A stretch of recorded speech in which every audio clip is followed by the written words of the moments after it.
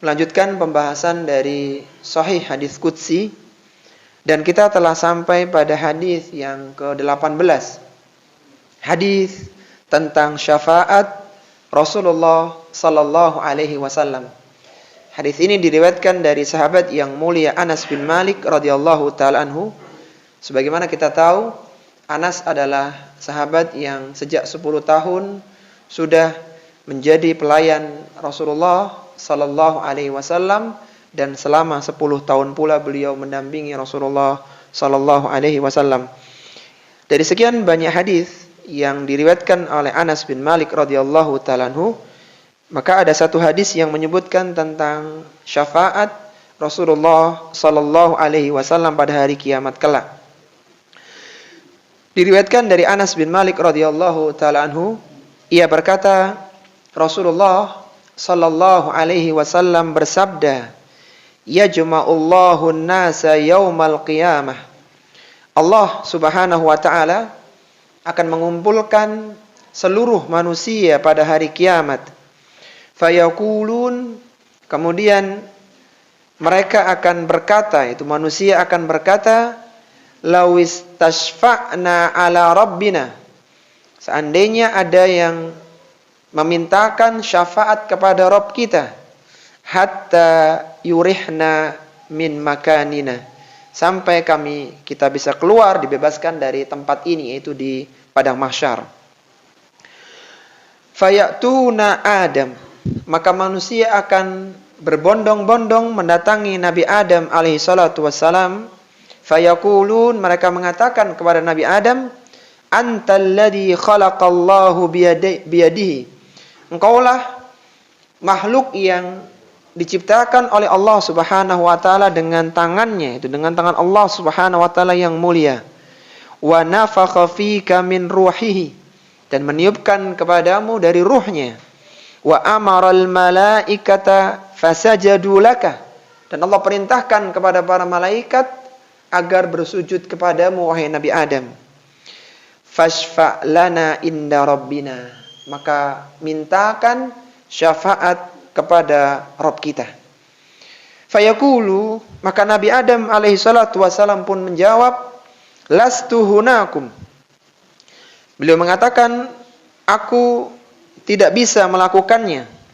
Artinya aku bukanlah orang yang mampu memintakan syafaat, ini bukan hakku. Kemudian kata Nabi Adam alaihi salatu wasalam, wa yadhkuru khati'atahu, dan beliau menyebutkan kesalahannya, wa yaqulu, dan mengatakan, memberikan rekomendasi, itu Nuhan, datanglah kepada Nuh, awwala rasulin ba'athahullah, yang merupakan rasul yang pertama kali Allah utus di muka bumi ini. Fayatunahu, kemudian manusia pun berpindah kepada Nabi Nuh alaihi salatu wasalam. Fayaqulu, dan kemudian Nabi Nuh mengatakan, lastu hunakum, aku ini bukan hakku. Wa yazkuru khati'atahu, kemudian Nabi Nuh menyampaikan kesalahannya. Itu Ibrahim alladhi ittakhadahu Allahu khalila, datanglah kalian kepada Nabi Ibrahim yang merupakan Khalilullah. Fayatunahu, dan akhirnya mereka pun berpindah kepada Nabi Ibrahim. Fayaqulu, maka Nabi Ibrahim mengatakan, lastu hunakum, ini bukan hakku. Wa yazkuru khati'atahu, kemudian Nabi Ibrahim pun menyebutkan kesalahan-kesalahannya. Kemudian merekomendasikan, itu Musa alladzi kallamahu Allah, datanglah kalian kepada Nabi Musa alaihi salatu wasalam, yang merupakan makhluk yang pernah diajak bicara oleh Allah secara langsung. Fayatunahu, lalu mereka berpindah kepada Nabi Musa. Fayaqulu, dan Nabi Musa mengatakan, lastu hunakum, ini bukan hakku. Fayazkuru khati'atahu, dan disebutkan kesalahan-kesalahan Nabi Musa. Itu Isa, direkomendasikan agar datang kepada Nabi Isa. Fayatunahu, mereka pun berpindah kepada Nabi Isa. Fayaqulu lastu hunakum, Nabi Isa pun mengatakan, ini bukan hakku. Itu Muhammadan sallallahu alaihi wasallam, datanglah kalian kepada Muhammad sallallahu alaihi wasallam. Faqad ghufira lahu ma taqaddama min dambihi wa ma ta'akhkhar, karena dia adalah nabi yang telah diampuni dosanya yang sebelum dan setelahnya. Kemudian kata Nabi sallallahu alaihi wasallam yang menceritakan hadis ini, fayatuni, akhirnya mereka pun mendatangiku. Fa astadzinu ala rabbi, dan aku minta izin kepada Rabbku. Fa idza ra'aituhu waqa'tu sajidan, ketika Rabbku melihatku maka aku pun bersujud. Fayada'uni ma syaa, Allah memberikan izin kepadaku untuk berdoa sekehendaknya. Tsumma yuqalu li, kemudian mengatakan kepadaku, irfa ra'sak, angkatlah kepalamu. Sal tu'tah, mintalah, niscaya engkau akan diberi. Wa qul yusma, katakan maka permintaanmu akan didengar. Washfa tushaffa, berilah syafaat maka syafaatmu akan dikabulkan. Fa arfa'u ra'si, maka aku pun mengangkat kepalaku. Fa ahmadu rabbi bitahmidin yu'allimuni, maka aku memuji Rabbku dengan pujian yang diajarkannya kepada aku. Tsumma ashfa'u, kemudian aku memberikan syafaat. Fayahuddu li haddan, dan dia menentukan kepadaku orang-orang yang ditentukan untuk boleh mendapatkan syafaat. Tsumma ukhrijuhum minan nari, aku keluarkan mereka dari neraka. Wa udkhiluhumul jannata, dan aku dimasukkan mereka ke dalam surga. Tsumma ad'u, kemudian aku kembali berdoa. Fa aqa'u sajidan mithlahu, dan aku bersujud seperti sebelumnya. Fi tsalitsati awir rabi'ati, untuk sujud yang ketiga atau yang keempat. Hatta ma baqiya finnar, sampai tidak ada yang tersisa di neraka, illa man habasahul Qur'an, kecuali orang-orang yang ditahan oleh Al-Qur'an. Hadis ini adalah hadis yang muttafaqun alaih, hadis dengan derajat kesahihan yang paling tinggi, artinya tidak diragukan derajat kesahihannya. Dan hadis ini diriwayatkan oleh Imam Al-Bukhari dalam sahihnya nomor 6565. Lafaz ini milik Bukhari, wal lafdhu lil Bukhari. Sedangkan diriwayatkan oleh Imam Muslim dalam sahihnya nomor 193.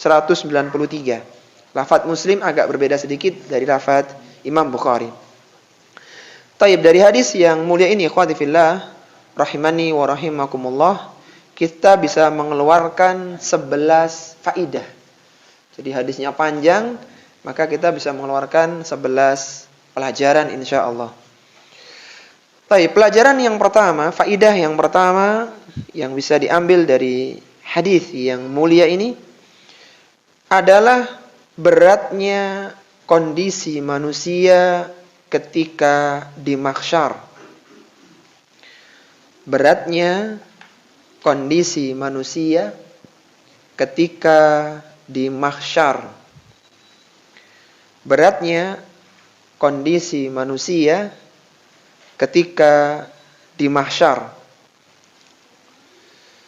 Kita tahu bahwa setelah ditiupkannya tiupan kebangkitan yang berjarak 40 dari tiupan kehancuran, tiupan kiamat ke tiupan kebangkitan, maka manusia akan bangkit dari kubur mereka.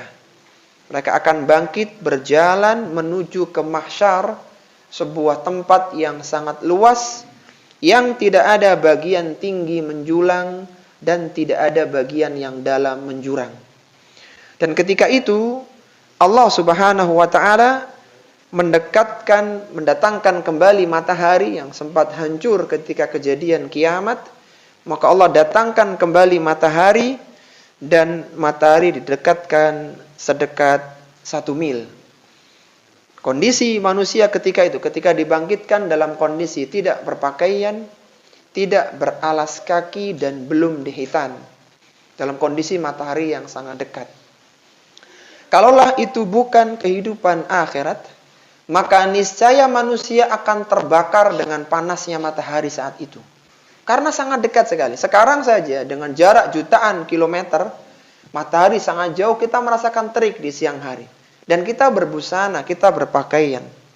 Bagaimana kiranya kondisi seorang tidak berpakaian, sehingga kulitnya akan langsung terpapar dengan panasnya matahari yang sangat dekat.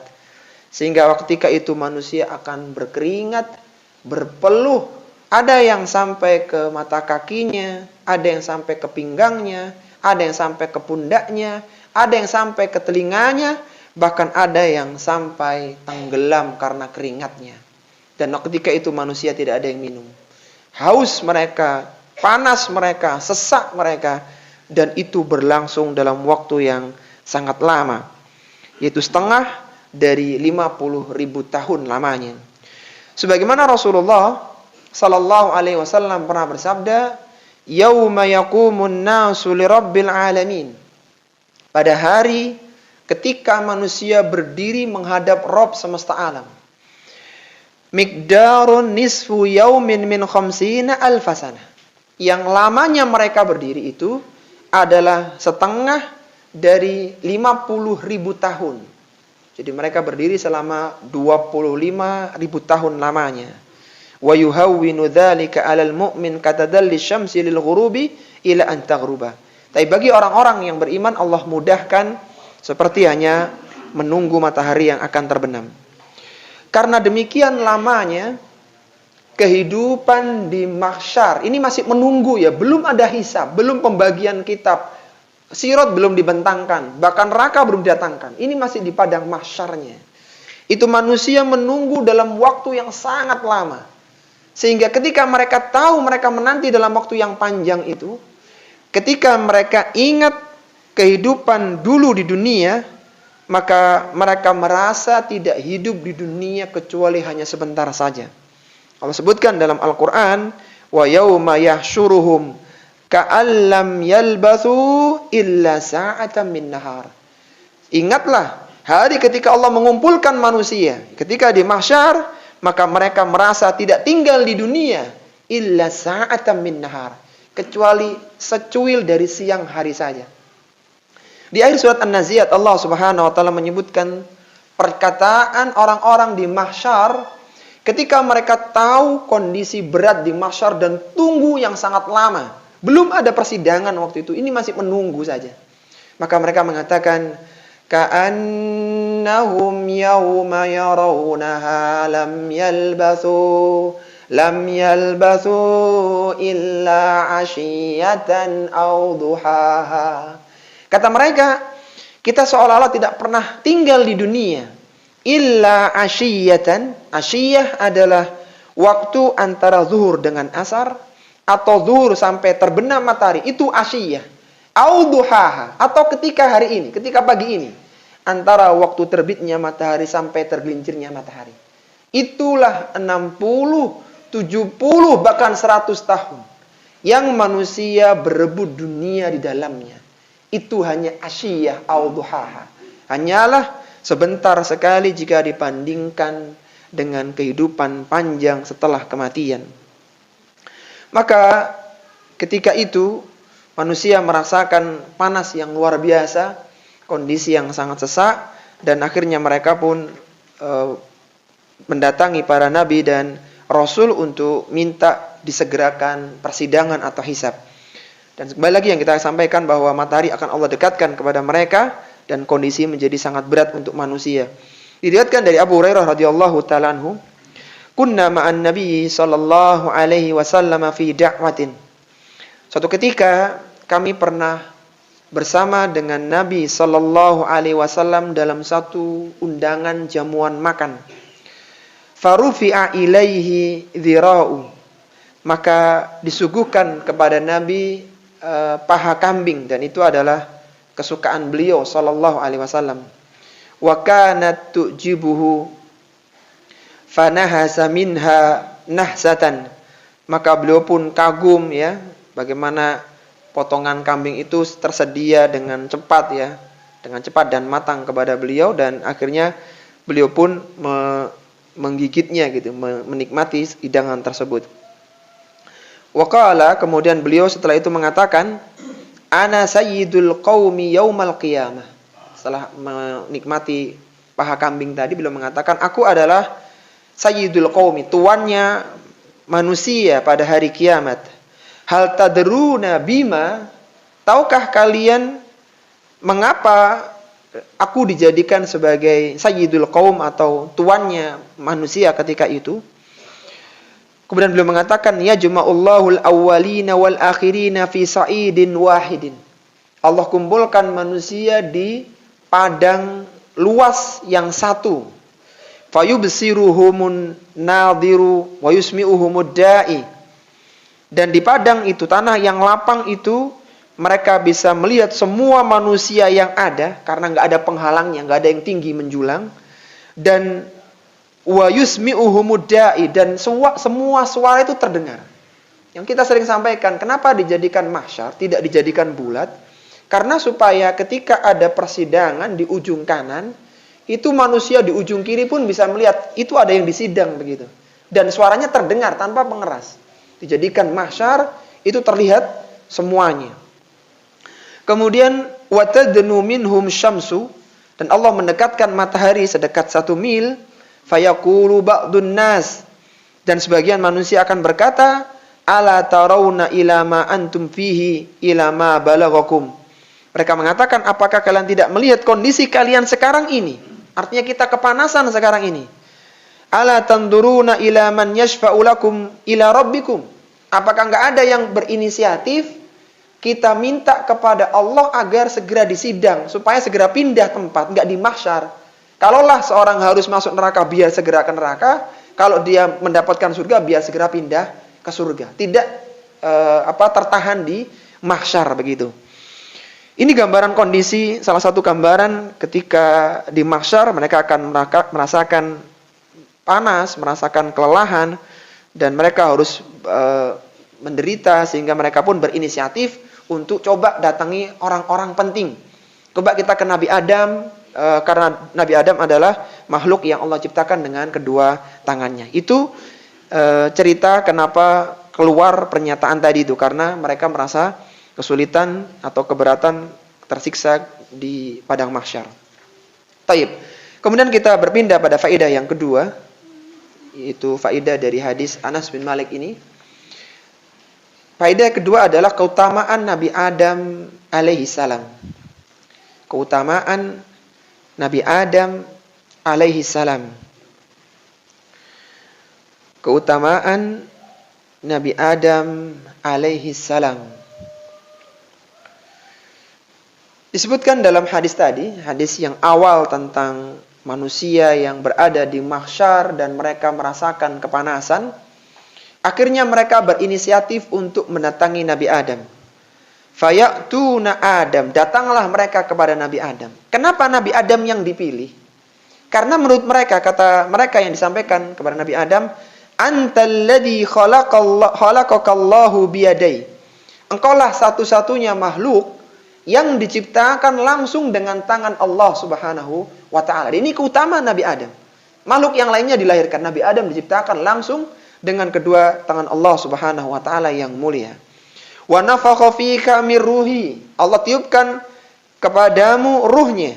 Wa amaral malaikata fasajadu laka, dan tidak ada makhluk yang diperintahkan untuk malaikat sujud kepada makhluk itu kecuali engkau. Itu engkau Nabi Adam alaihissalatu wassalam. Maka setelah menunjukkan keutamaan Nabi Adam di atas seluruh makhluk, mereka mengatakan fashfa' lana inda rabbina. Maka tolong mintakan syafaat agar kita segera diproses untuk persidangan sehingga bisa keluar dari mahsyar ini. Maka Nabi Adam mengatakan lastuhunakum. Aku tidak punya hak untuk memberikan syafaat. Fayazkuru khati'atahu. Kemudian Nabi Adam memberikan alasan kesalahan-kesalahan yang beliau pernah lakukan. Nabi Adam alaihissalatu wassalam adalah nabi yang pertama kali, makhluk manusia yang pertama kali yang Allah ciptakan dengan kedua tangannya, yang malaikat diperintahkan bersujud kepada beliau.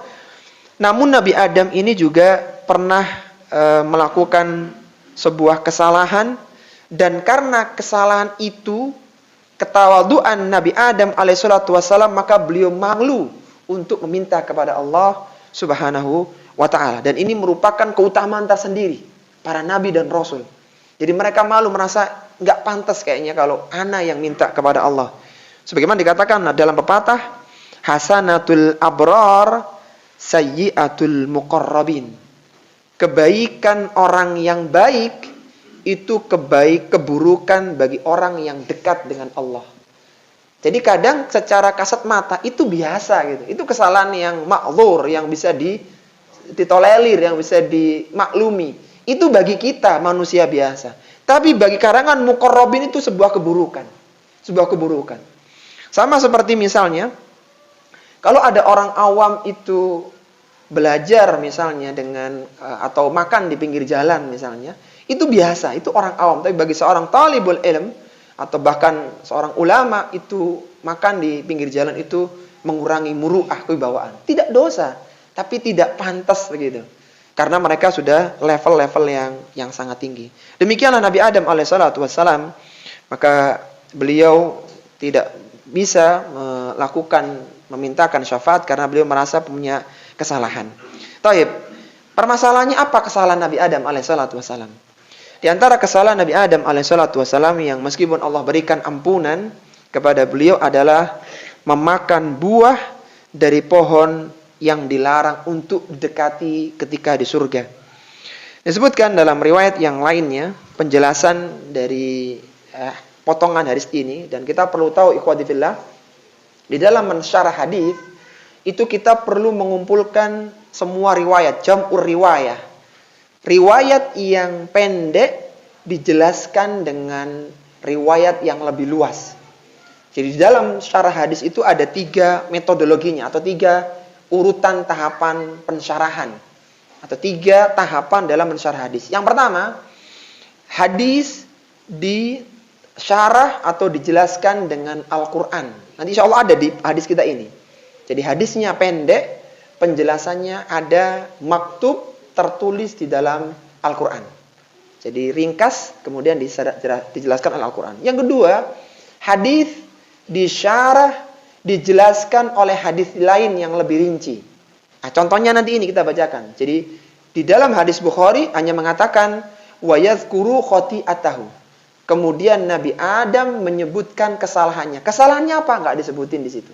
Adanya di dalam riwayat yang lainnya. Sehingga haruslah jam'ur riwayah. Kita kumpulkan semua riwayat jalur-jalur periwayatan yang riwayatnya sedikit dijelaskan dengan yang redaksinya lebih panjang. Sehingga hadis disyarah dengan hadis yang lainnya. Kemudian level yang ketiga di dalam syarah hadis adalah hadis disyarah dengan perkataan para ulama. Dan alhamdulillah hampir semua kitab-kitab hadis ada syarahnya sekarang. Bukhari ada Fathul Bari, ada Umdatul Qari, dan yang lainnya ada Irsyadus Syari, dan yang lainnya ada banyak. Kemudian di Muslim ada syarahnya Imam Nawawi Al-Minhaj, syarah Sahih Muslim bin Hajjaj. Di Tirmidzi ada Tuhfatul Ahwadi, dan yang lainnya sangat banyak sekali. Intinya kita cukup merujuk di syarah-syarah yang sudah dibuat oleh para ulama. Tapi mungkin sebagai tambahan ilmu ya, tahapan dalam mensyarah hadis tadi ada 3. Yang pertama apa? Hadis disyarah oleh Al-Quran. Yang kedua, hadis dengan hadis. Yang ketiga, hadis dengan perkataan ulama. Sudah cukup. Jadi kita nggak perlu membuat syarah sendiri karena sudah ada ulama yang pakar di situ. Taib. Disebutkan dalam riwayat yang lainnya, tentang kesalahan Nabi Adam alaihissalatu wassalam, Rasulullah sallallahu alaihi wasallam bersabda, fayaqulu Adam, maka Adam mengatakan, inna rabbi qad ghadiba al-yawma ghadban. Sesungguhnya Rabbku pada hari ini sangat murka sekali. Lam yaghdab qablahu mithlahu walan yaghdaba ba'dahu mithlahu. Yang tidak pernah Allah murka sebelum dan setelah ini. Ini murka Allah yang sangat besar sekali, kata Nabi Adam. Wa innahu qad nahani anis syajarati. Ini kesalahannya disebutin Nabi Adam, tapi riwayat yang lain. Wa innahu qad nahani anis syajarati. Aku ini dulu pernah dilarang untuk mendekati sebuah pohon, fa'asaituhu nafsi. Fa'asaituhu, dan aku bermaksiat, melakukan kesalahan sampai memakan pohon buah itu. Kemudian kata Nabi Adam, nafsi, nafsi, nafsi. Diri sendiri, aku nggak bisa. Jadi kesalahan Nabi Adam alaihissalatu wassalam itu mendekati pohon yang terlarang, bahkan sampai memakannya sehingga terbukalah auratnya, dan Nabi Adam pun mengambil warakil jannah, mengambil daun-daunan surga untuk menutupi auratnya. Kemudian beliau mengatakan, idhabu ila ghairi, pergilah kepada nabi yang lainnya.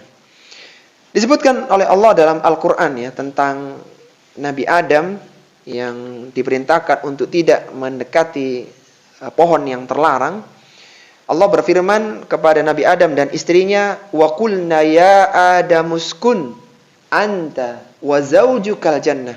Allah berfirman kepada Adam, tinggallah engkau dan istrimu di dalam surga.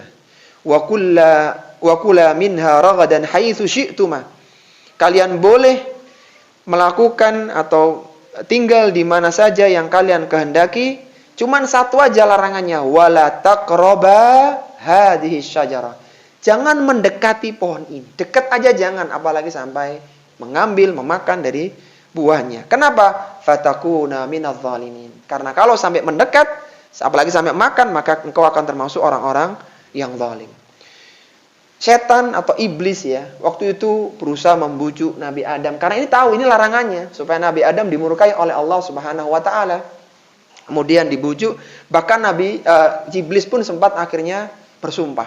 Bahwa ini aku benar-benar menasihati engkau. Ini Allah nggak ingin kau tinggal di sini selamanya. Sehingga kalau sampai makan buah itu, maka kekal di sini. Akhirnya dengan berbagai cara, akhirnya pun terjadilah apa yang terjadi. Sehingga Nabi Adam pun akhirnya diturunkan ke bumi, turunkan ke dunia pada hari Jumat. Jadi Nabi Adam diciptakan pada hari Jumat sore, dan sebelum berganti hari sudah diturunkan ke bumi.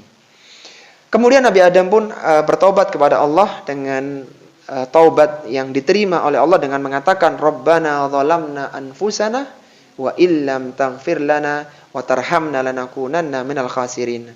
Dan perlu kita ketahui ya bahwasanya kesalahan Nabi Adam ini sudah Allah ampuni. Jadi meskipun ada kesalahan tapi sudah Allah ampuni. Allah berfirman di ayat yang lainnya, fa'akala minha fabadat lahuma sawatuhuma wa tafiqa yakhsifani alaihima min warakil jannah. Allah Subhanahu wa taala mereka keduanya memakan dari buah dari pohon itu, lalu nampaklah aurat mereka. Nampaklah aurat mereka keduanya. Kemudian mereka pun mengambil daun surga untuk menutup aurat mereka. Wa asa Adamu rabbahu faghawa. Nabi Adam bermaksiat kepada Rabbnya dan dia pun tersesat. Tsumma jtabahu rabbuhu fataba alaihi wahada. Dan kemudian dia meminta, dia bertaubat kepada Rabbnya, kemudian Allah memberikan petunjuk. Artinya Allah menerima taubatnya Nabi Adam alaihi salatu wassalam. Jadi sebenarnya Nabi Adam itu sudah tidak punya dosa lagi sebenarnya. Tapi kembali lagi, karena beliau adalah seorang nabi, merasa ada kesalahan itu kayak tidak tepat begitu, mintakan syafaat untuk manusia. Tapi yang jelas dosa Nabi Adam sudah diampuni. Baik. Kemudian kita masuk pada pelajaran yang ketiga, yaitu keutamaan Nabi Nuh alaihi salam. Keutamaan Nabi Nuh alaihi salam. Keutamaan Nabi Nuh alaihi salatu wassalam. Setelah Nabi Adam tidak bisa memenuhi permintaan manusia saat itu, maka dia mengatakan, "I'tu Nuhan." Datanglah engkau kepada Nuh alaihi salatu wassalam. Kenapa? Karena dia adalah awwala rasulin ba'athahu Allah. Dia adalah rasul yang pertama kali Allah utus di muka bumi ini. Fayatunahu fayaqulu lastu hunakum wa yadhkuru khati'atahu. Kemudian Nabi Nuh mengatakan, aku enggak punya hak untuk ini, dan beliau menyebutkan kesalahannya. Nabi Nuh alaihissalatu wassalam adalah rasul pertama kali. Berdasarkan hadis ini, awwala rasulin.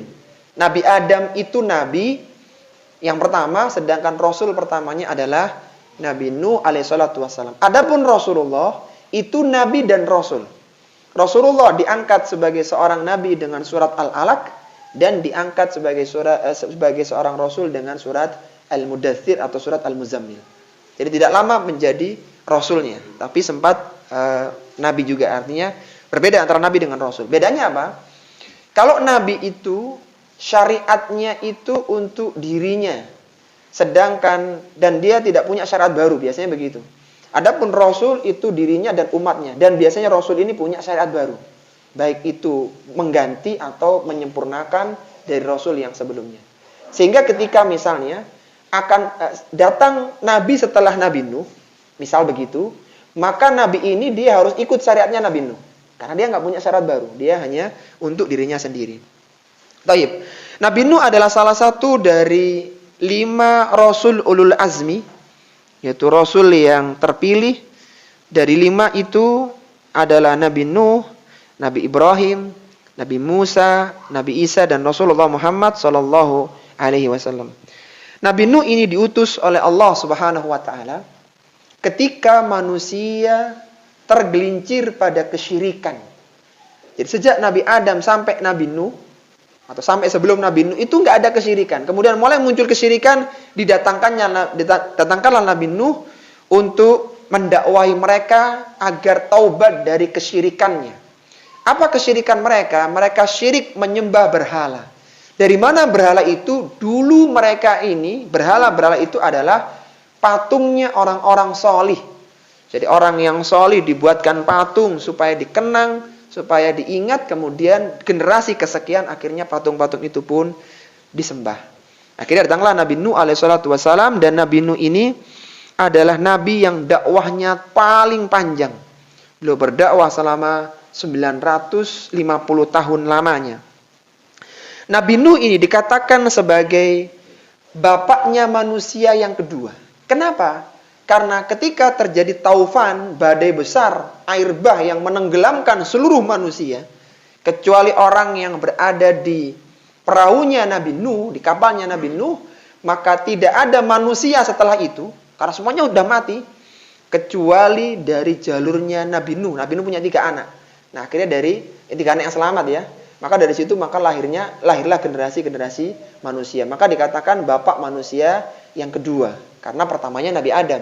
Itu sempat ditenggelamkan dengan banjir yang paling besar ketika itu.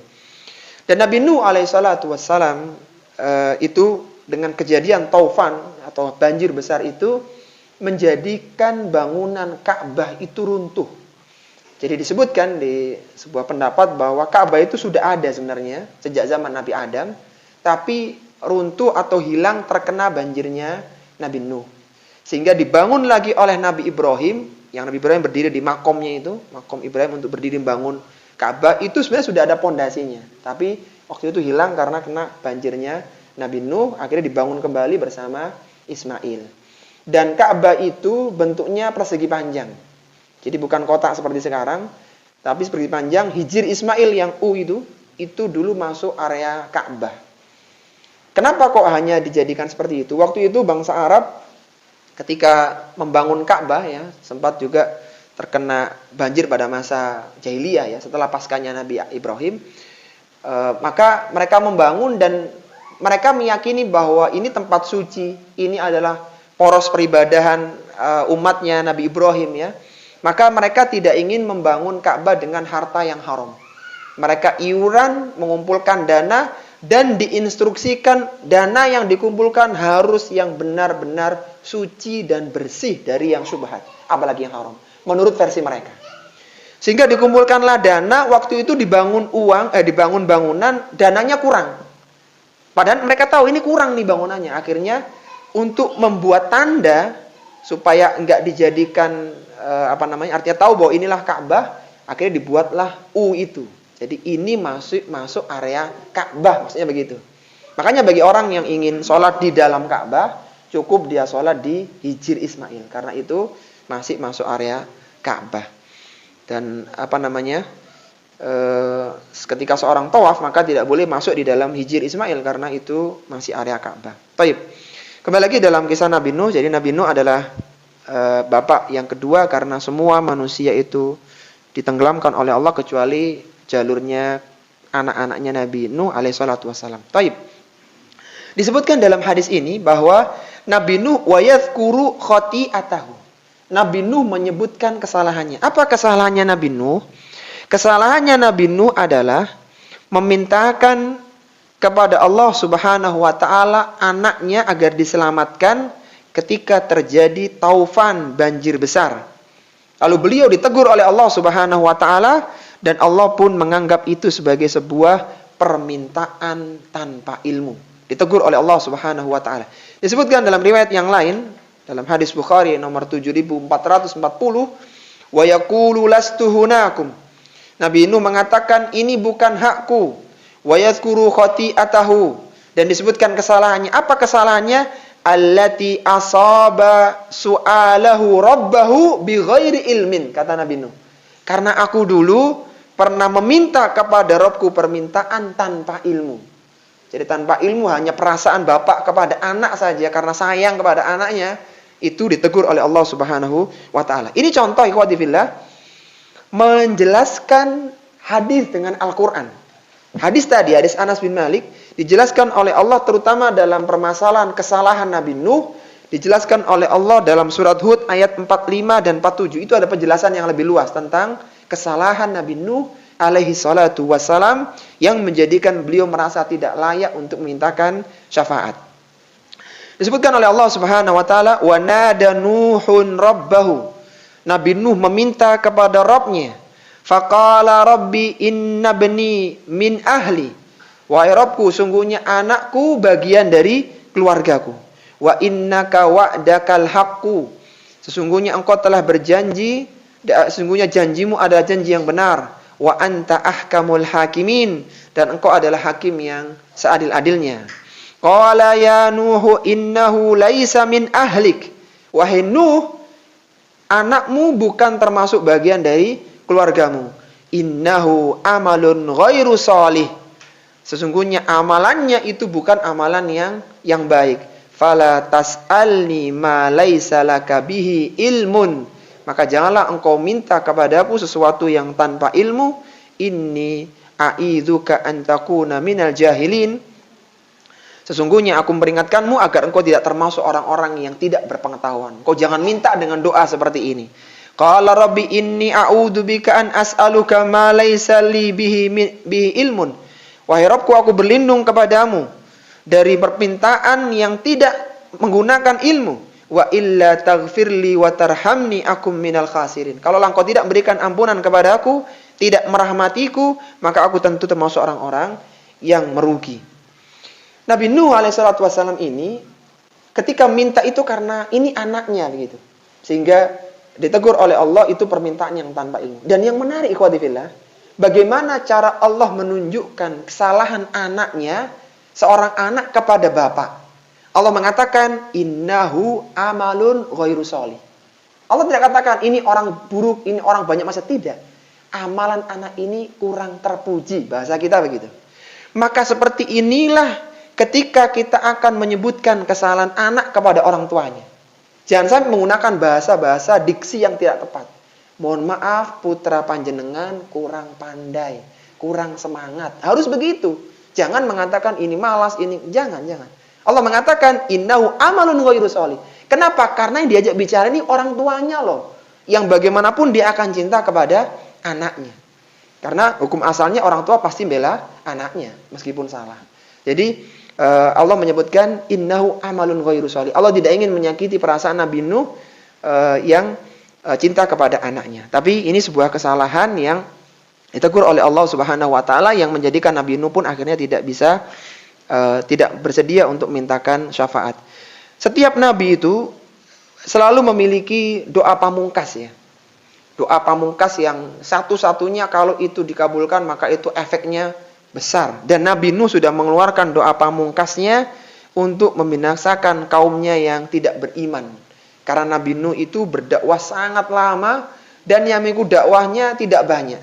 Enggak banyak dari sekian orang yang dakwah di dunia ini, enggak ada nabi, enggak ada rasul kecuali beliau waktu itu, semuanya didakwai, tapi yang ikut dakwahnya Nabi Nuh tidak banyak. Maka akhirnya Nabi Nuh pun mengeluarkan doa pamungkasnya sebutkan oleh Nabi sallallahu alaihi wasallam, fayaqulu inna rabbi azza wa jalla qad ghadiba al-yawma ghadban lam yaghdab qablahu mithlahu.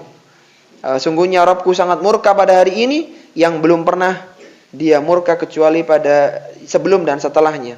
Wa innahu qad kanat li da'watun da'autuha ala qaumi. Aku dulu punya doa yang mustajab untuk kaumku.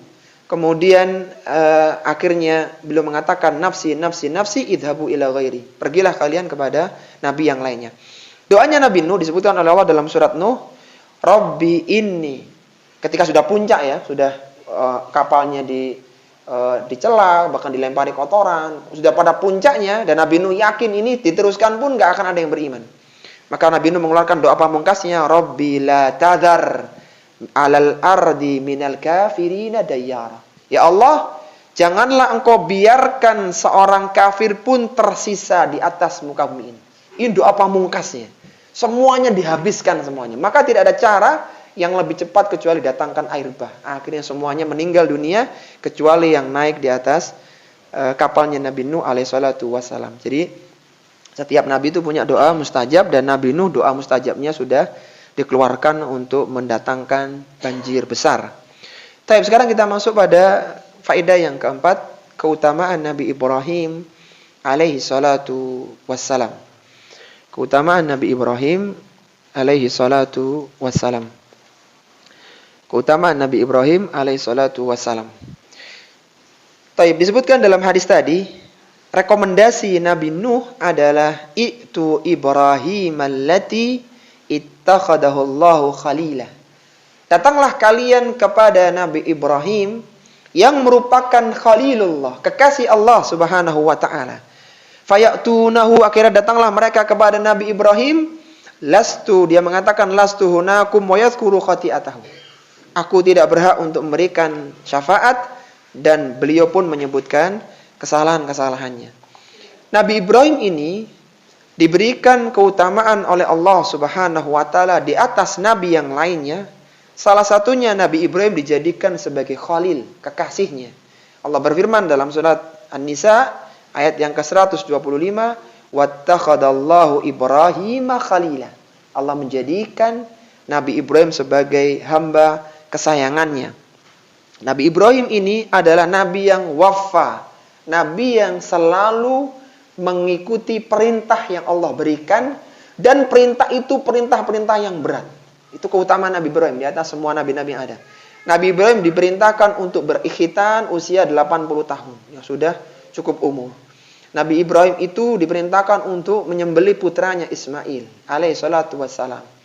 Dan beberapa yang lainnya yang rata-rata berat ya, diperintahkan untuk meninggalkan Hajar di Padang di Makkah. Ada beberapa ujian Nabi Ibrahim itu ujian-ujian yang tidak ringan, dan semuanya dilakukan oleh Nabi Ibrahim alaihi salatu wassalam.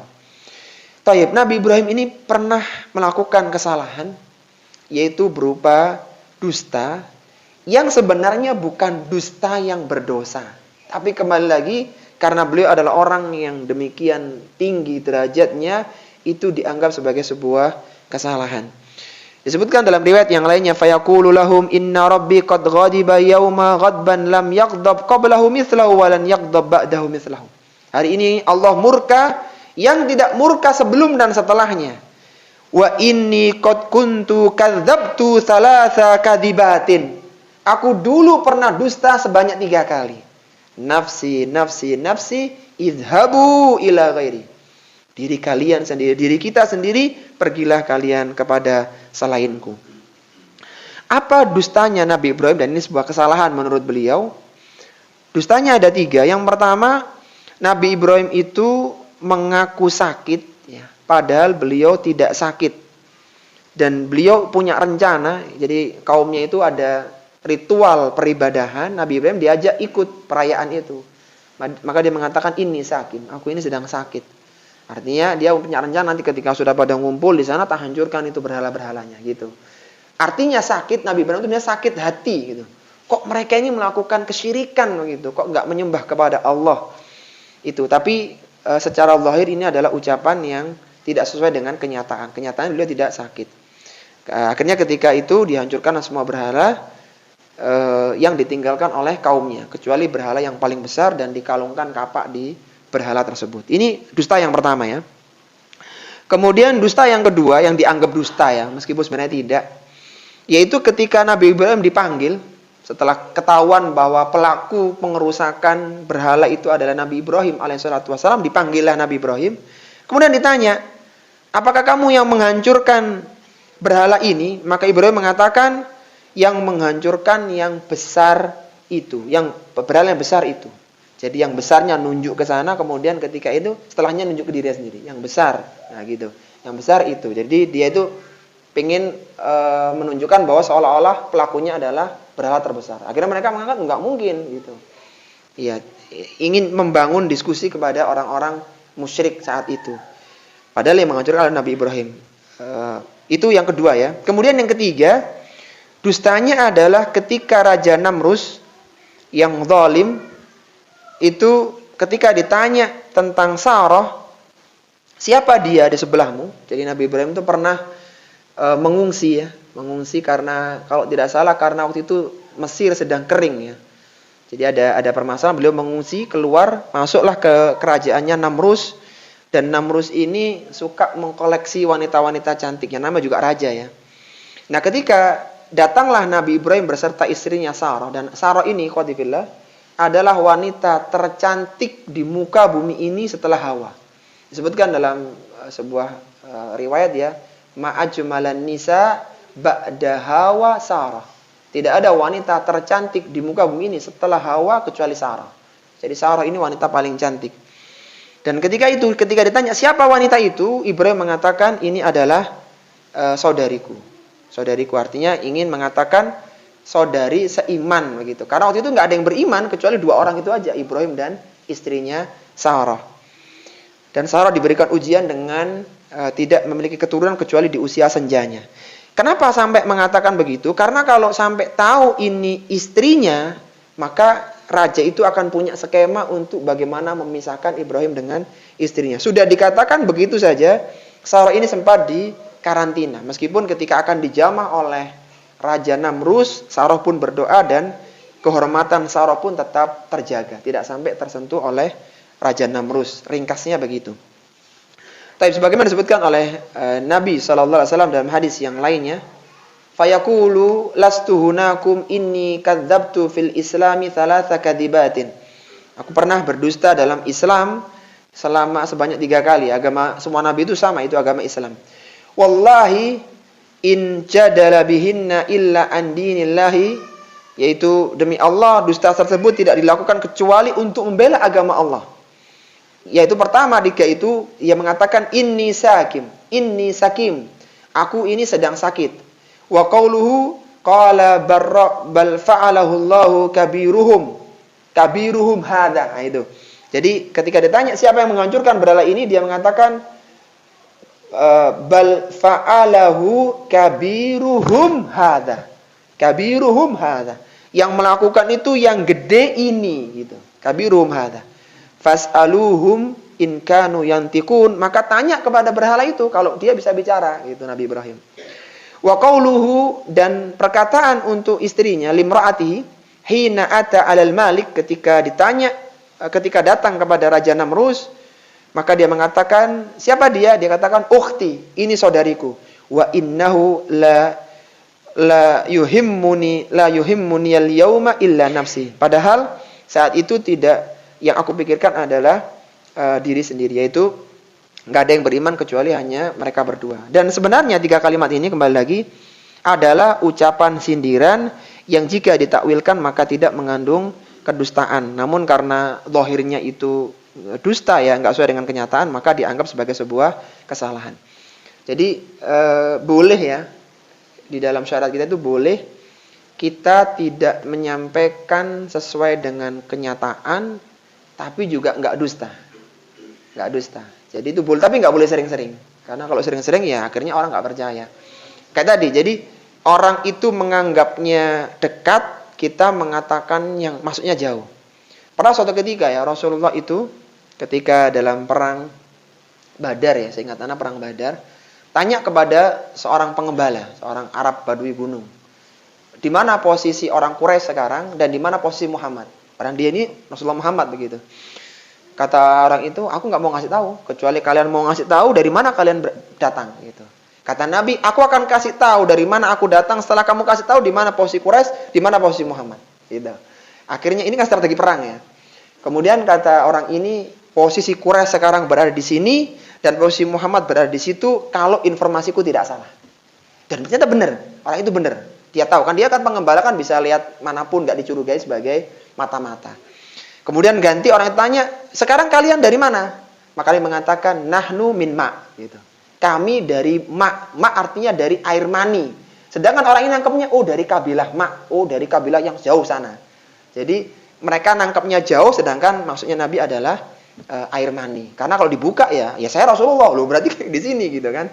Jadi itu kembali lagi diperbolehkan kita tidak menyampaikan yang tidak sebenarnya, tapi tidak terjerumus pada dusta. Kita memaksudkan yang jauh, orang menganggapnya yang dekat. Tapi kembali lagi ini jangan sering-sering. Ya. Kalau terjepit, kita mengatakan seperti itu. Tapi tidak boleh sering-sering. Sama yang dilakukan oleh Nabi Ibrahim itu semacam tadi. Tapi kemudian yang kelima adalah keutamaan Nabi Musa alaihi salatu wassalam. Utamaan Nabi Musa alaihi salatu wassalam. Keutamaan Nabi Musa alaihi salatu wassalam. Disebutkan dalam hadis tadi, "I'tu Musa alladhi kallamahu Allah." Datanglah kalian kepada Nabi Musa yang merupakan makhluk yang diajak bicara oleh Allah secara langsung. Fayaqulu lastu hunakum fayadhkuru khati'atahu. Nabi Musa pun mengatakan ini bukan hakku, dan Nabi Musa menyebutkan kesalahannya.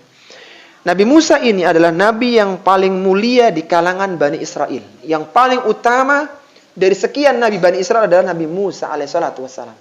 Bahkan syariat yang paling besar di kalangan Bani Israel adalah syariat yang ada dalam Taurat yang dibawa oleh Nabi Musa alaihissalatu wassalam.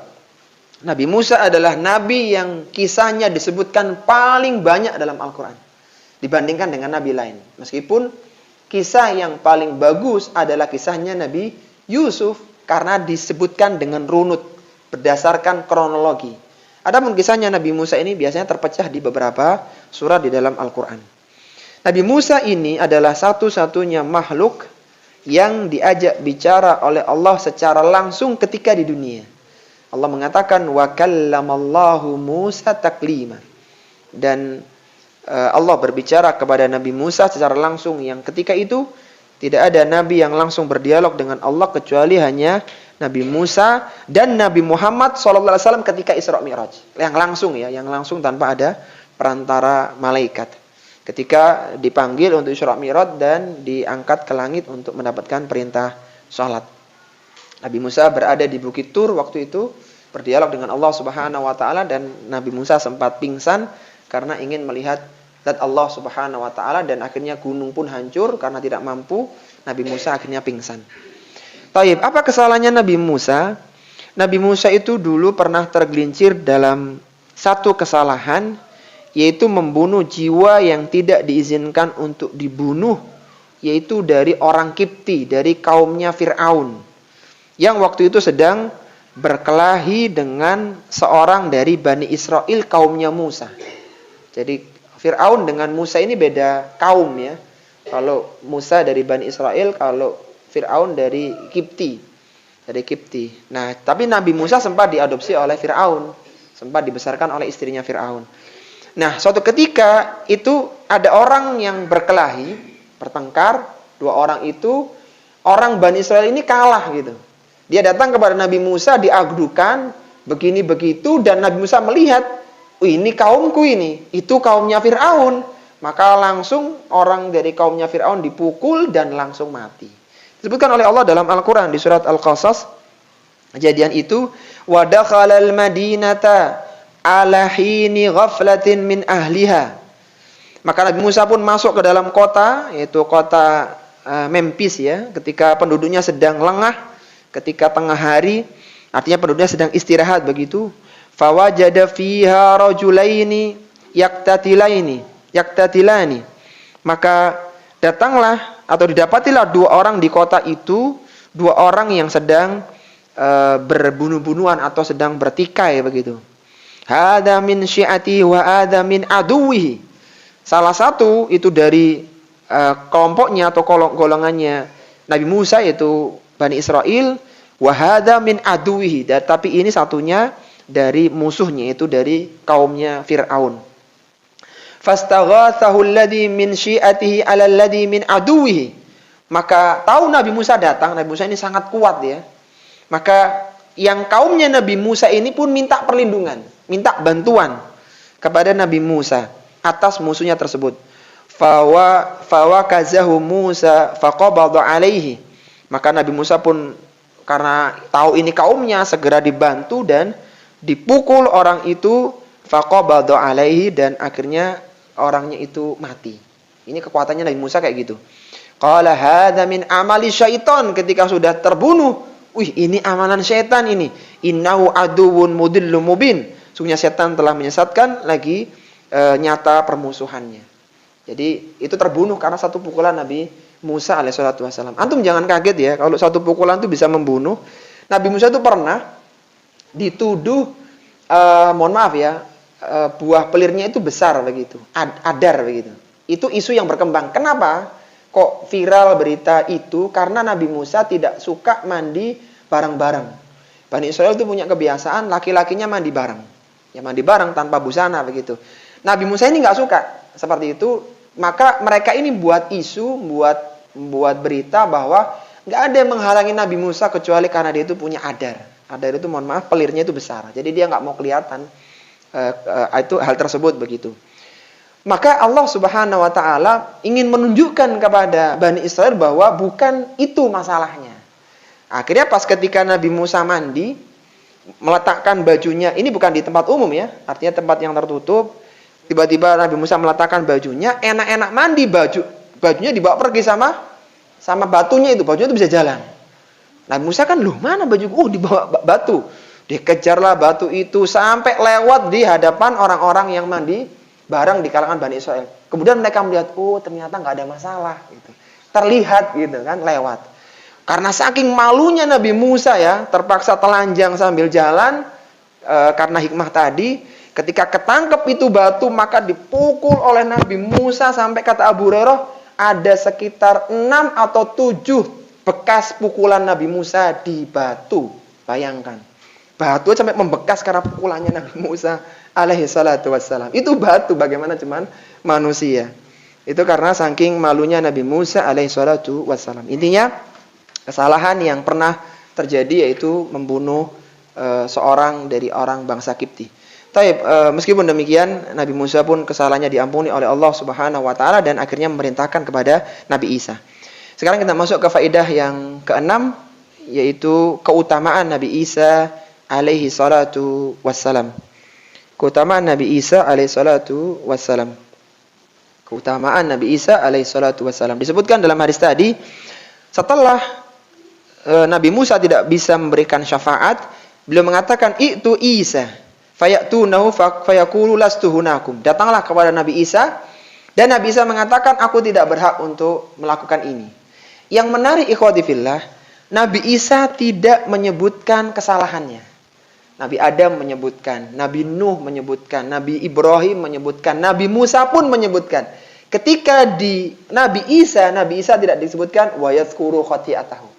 Nabi Isa tidak menyebutkan atau tidak disebutkan beliau punya kesalahan. Nabi Isa ini adalah nabi yang langsung ditiupkan ruh kepadanya melalui malaikat Jibril. Sebagaimana Allah berfirman, "Innamal masihu Isa bin Maryam Rasulullah wa kalimatuhu alqaha ila Maryam wa ruhun minhu." Sesungguhnya Al-Masih putra Maryam hanyalah utusan Allah yang dengannya diciptakan melalui kalimatnya dan disampaikannya kepada Maryam dengan tiupan ruh darinya. Jadi ditiupkan ruh oleh Allah melalui malaikat Jibril alaihissalatu wassalam. Dan Nabi Isa ini adalah Nabi Bani Israel yang terakhir. Yang terakhir sebelum datangnya Rasulullah Muhammad SAW. Nabi Isa diberikan mukjizat, dia bisa berbicara ketika masih di buaian, sejak bayi sudah bisa berbicara. Sebagaimana Allah sebutkan dalam surat Maryam, fa'asyarat ilaih qalu kaifa nukallimu man kana fil mahdi sabiyya qala inni abdullah ataniyal kitaba waj'alani nabiyya. Ketika Maryam datang dengan membawa anak, sudah mulai gemparlah penduduk waktu itu. Kemudian bagaimana mereka mengatakan sebelum ayat ini ya, kan bapakmu bukan pezina, ibu bukan pezina, wahai Maryam. Kenapa engkau melakukan ini? Kok sampai datang bawa anak?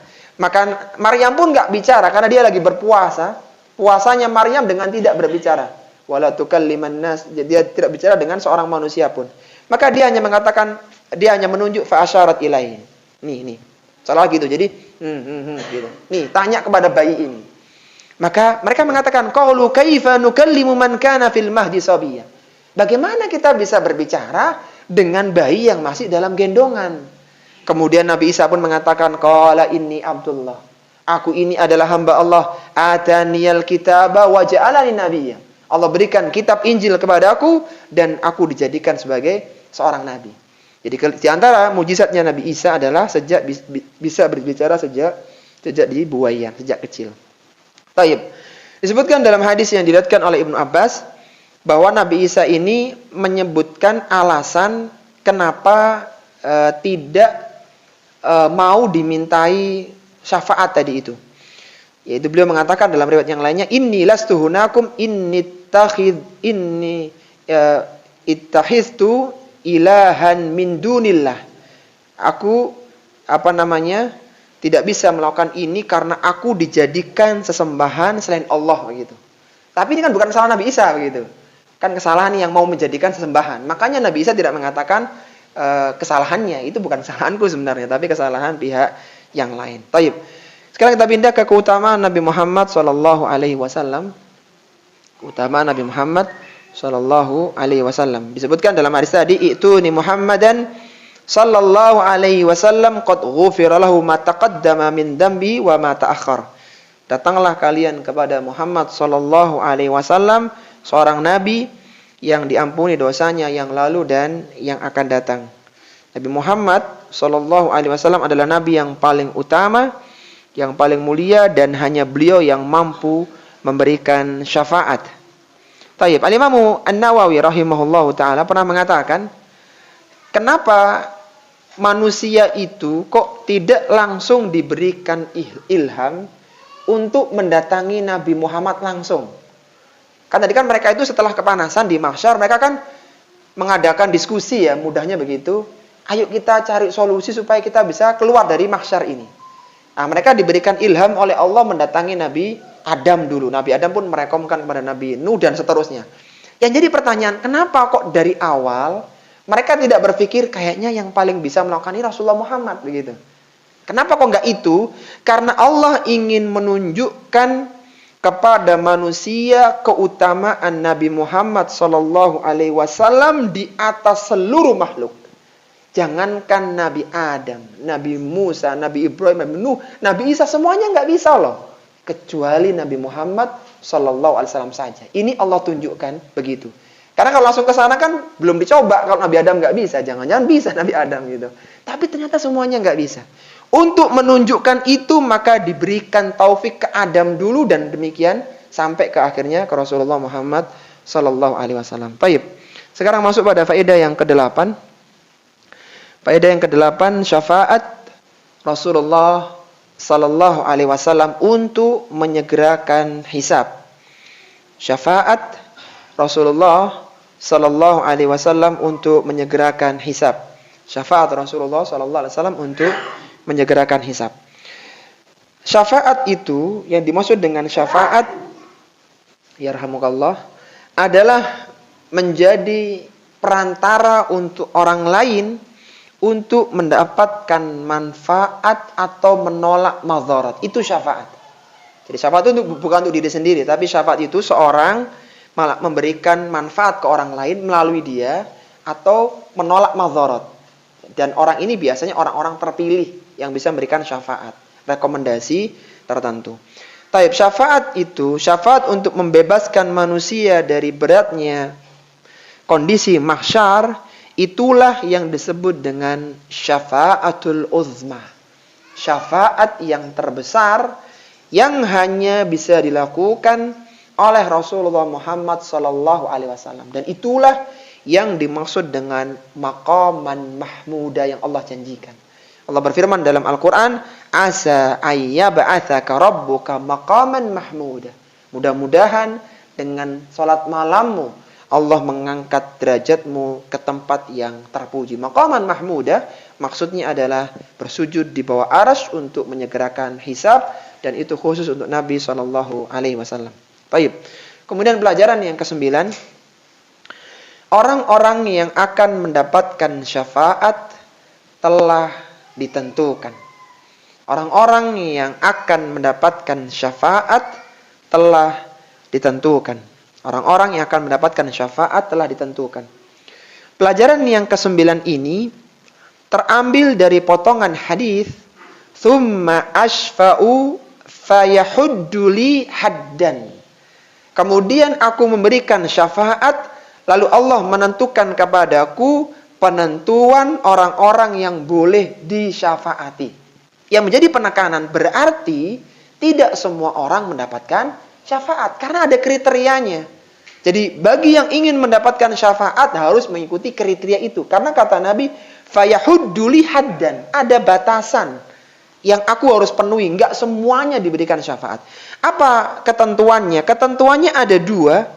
Yang pertama, Allah ridho kepada pemberi syafaat dan yang diberikan. Dan yang kedua, proses pemberian syafaat diizinkan oleh Allah Subhanahu wa ta'ala. Jadi 2 syaratnya. Yang memberikan syafaat diridhoi, yang mendapat syafaat itu Allah ridhoi juga. Proses pemberian syafaat itu diizinkan oleh Allah Subhanahu wa ta'ala. Sebagaimana Allah sebutkan dalam Al-Quran, "Wala yashfa'una illa liman irtada." Mereka tidak diberikan syafaat melainkan kepada orang yang diridhoi oleh Allah. Dalam dalam ayat kursi, "Man dalladhi yashfa'u indahu illa bi'idznih." Dan syafaat tidak bisa dijalankan kecuali dengan izin Allah Subhanahu wa ta'ala. Jadi kalau kita sederhanakan, batasan syafaat itu ada 2 tadi. Yang pertama apa? Pemberi dan penerimanya diridhoi oleh Allah Subhanahu wa ta'ala. Kemudian proses syafaat itu diizinkan oleh Allah Subhanahu wa ta'ala. Dan Allah hanya ridho syafaat itu untuk ahli tauhid. Yang tidak bertauhid maka tidak akan mendapatkan syafaat. Baik.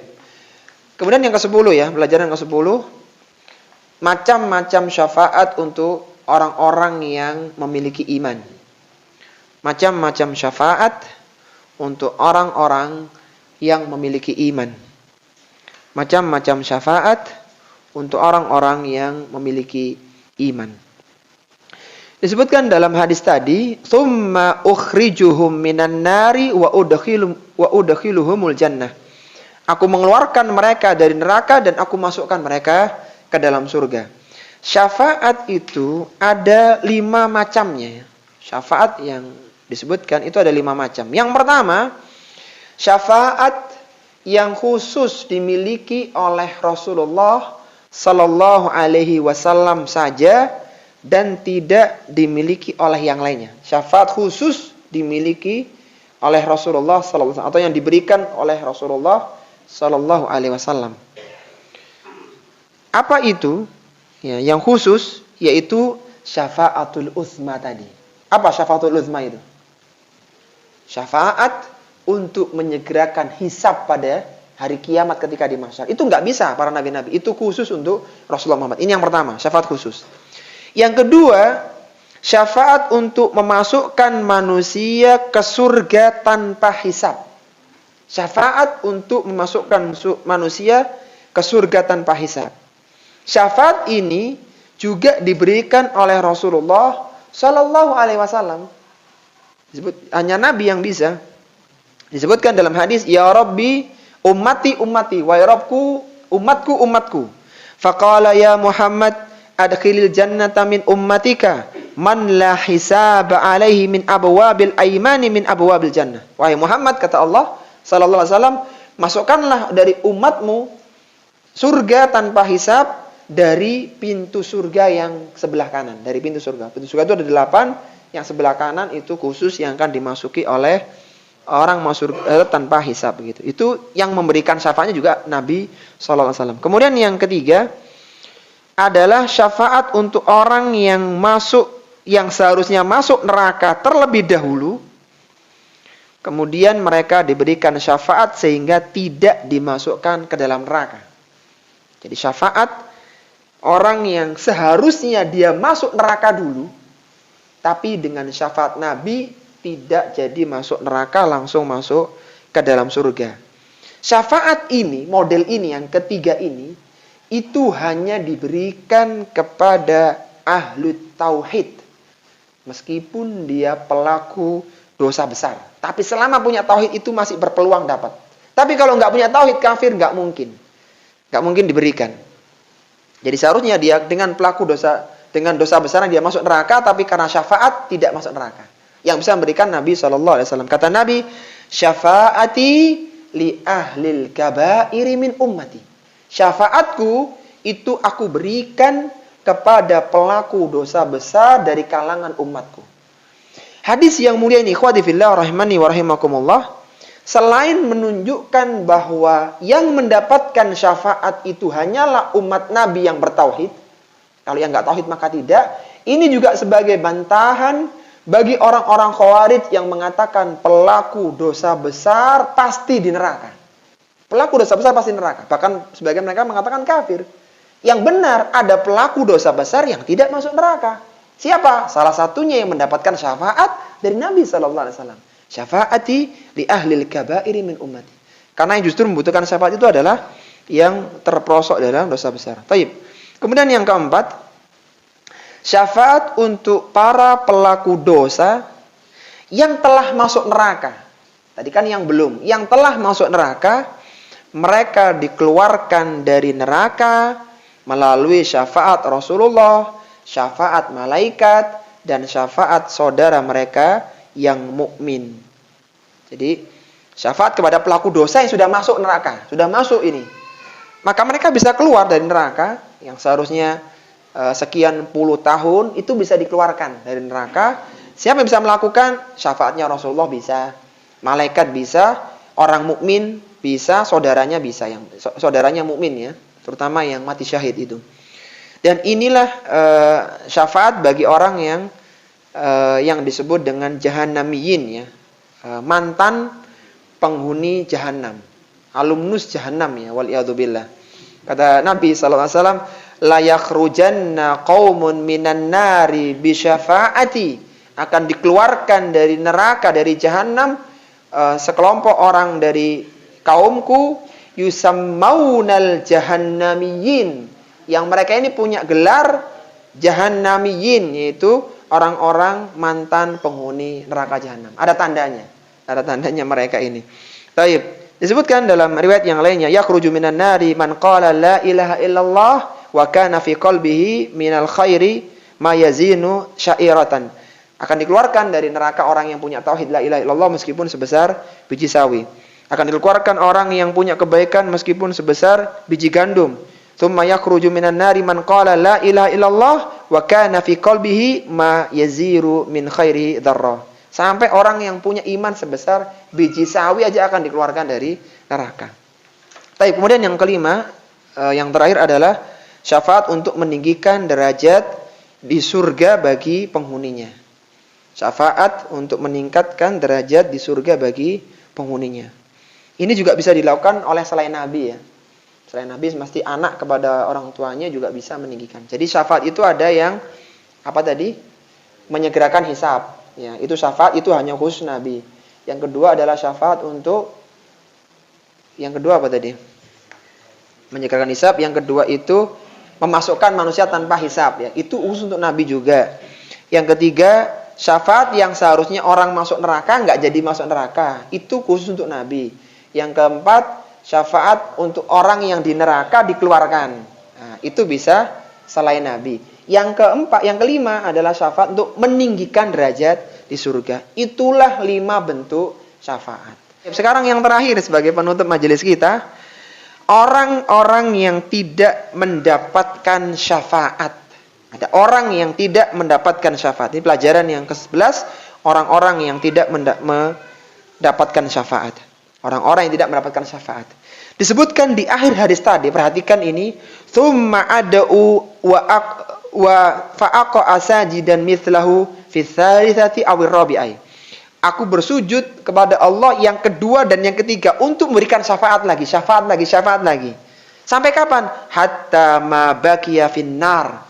Sampai tidak ada yang tersisa dari neraka, di neraka illa man habasahul Qur'an. Kecuali orang-orang yang ditahan oleh Al-Quran. Pertanyaannya, siapa sih orang yang ditahan oleh Al-Quran itu? Orang yang ditahan oleh Al-Quran maksudnya adalah orang yang dihukumi kekal dalam neraka. Maka mereka tidak akan bisa mendapatkan syafaat. Siapa mereka?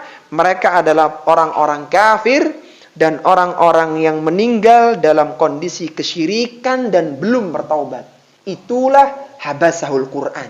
Orang yang ditahan oleh Al-Quranul Karim. Kata-kata ada seorang tabi'in di Basrah yang wafat tahun 117 Hijriyah. Ketika menjelaskan kalimat man habasahul Quran, kecuali orang-orang yang ditahan oleh Al-Quran, maksudnya adalah ai wajaba alaihil khulud. Yaitu orang yang wajib kekal dalam neraka, syafaat tidak berlaku lagi. Disebutkan syafaat untuk orang-orang kafir, orang musyrik tidak diterima. Innallaha la'anal kafirina wa 'adda lahum sa'ira. Allah melaknat orang-orang kafir dan menyediakan neraka yang menyala-nyala. Khalidina fiha abada. Mereka kekal di dalamnya selama-lamanya. La yajiduna waliya wala nasira. Kalian tidak akan menemukan untuk mereka pelindung dan juga pemberi pertolongan. Gak bisa yang bisa menyelamatkan. Memang habasahul Quran, udah ditahan oleh Al-Quran. Innallaha la yaghfiru ayyushraka bihi wa yaghfiru ma duna dzalika liman yasha wa may yusyrik billahi faqad iftara itsman 'azima. Barang siapa yang menyekutukan Allah maka dia telah berbuat dosa yang sangat besar. Jadi ketika ditanya nanti siapa yang ditahan oleh Al-Quran yang enggak berlaku syafaat para nabi dan rasul, siapa? Orang-orang kafir, orang-orang pelaku syirik yang belum bertobat, dan mereka itu wajib berada dalam neraka selama-lamanya, wal iyadu billah.